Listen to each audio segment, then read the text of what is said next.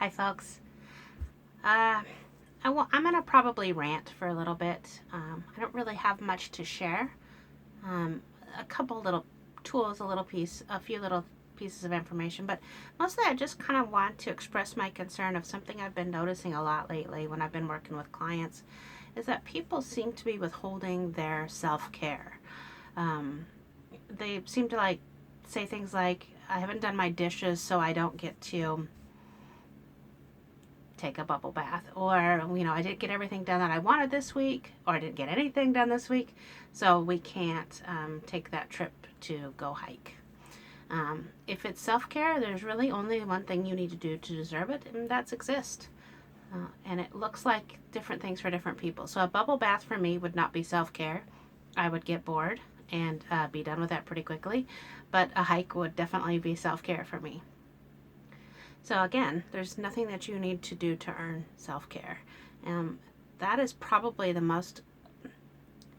that's the thing I'm seeing the most right now. It's frustrating, and I don't know if I think it's always been there. I'm not exactly sure. Yeah, I don't like it.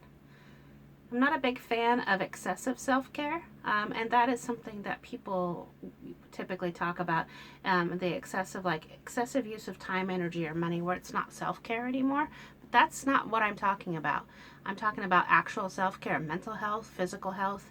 That is important for us to move throughout our lives, especially in times like this. So please, if you find yourself, if you hear that little voice in your head that says stuff like, well, I haven't done this, so I can't do this, that contingency needs to stop. So we need to break that. So that lately is the first thing that I've been seeing in the way that we're doing self-care wrong. The second thing that I see, and I don't want this to sound like I'm counteracting the first thing either, the second thing that I'm seeing that we're doing wrong with self-care is that we're not balancing it. So self-care, all right, then let's back up. One of the concepts that I teach is called the 3 versions of you. So there's always 3 versions of you. Your past, a whole bunch of, but not an unlimited number of past you selves. A whole bunch of future you, but not unlimited unless you're immortal. And only one right now self. Your present self, which for me I just use right now because it sounds more immediate. So self-care, the way we think about it, is for your right now self. Yes, there could be long-term benefits for your future self, but it is for you right now. And that's okay. Again, back to the contingency. Don't make it conditional. Just take care of your self-care. If that means going on walks, going on a run. If that means taking your meds, take your meds. So we need to balance that. Of course, we can't interact with past me. We can't thank them if they did something lovely for us. We can't punish them if they've done something terrible. Basically, there's no interaction that we have with our past selves. And I dig way deeper into this 3 versions of you thing in a training. By the time this video goes out, I don't think it's up. So this is July 15th is when I'm going to post this. I don't think the new training is up, but you can check the website if you want to. The 3 versions of yous is where we go into a lot more detail on the communication between the 3 versions of ourselves. But the balance I'm advocating for is taking care of our future selves, making our lives easier in the future. And I don't necessarily mean 10 years out in the future, but I mean, you could. What the heck? Why not? If you could do something lovely today for a future version of yourself, do it. But balance. So if you're going to do self-care right now, do a self-care for a future version of yourself. I'm really trying to make this hashtag thing happen, but I'm going to call it hashtag second wave self-care. And that is doing something wonderful for a future version of yourself that is a little bit sucky for the right now version of you. It has to suck for the right now version of you, but not be super painful. So let's say I skip dessert after dinner tonight. That is definitely not something right now me wants to do. It sucks. But who is that for? Who is skipping dessert for?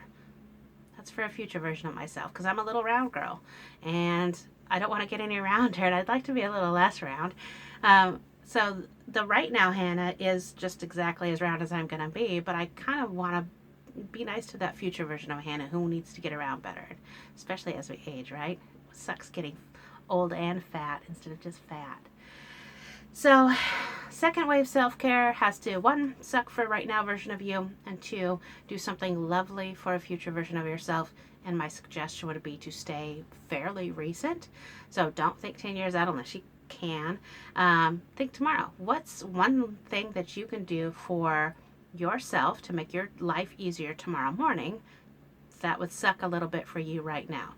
Is it setting up your coffee? Is it laying out your clothes? Is it starting a load of laundry? Is it turning off the electronics 15 minutes earlier and going to bed 15 minutes? Don't make these huge. These cannot be huge changes.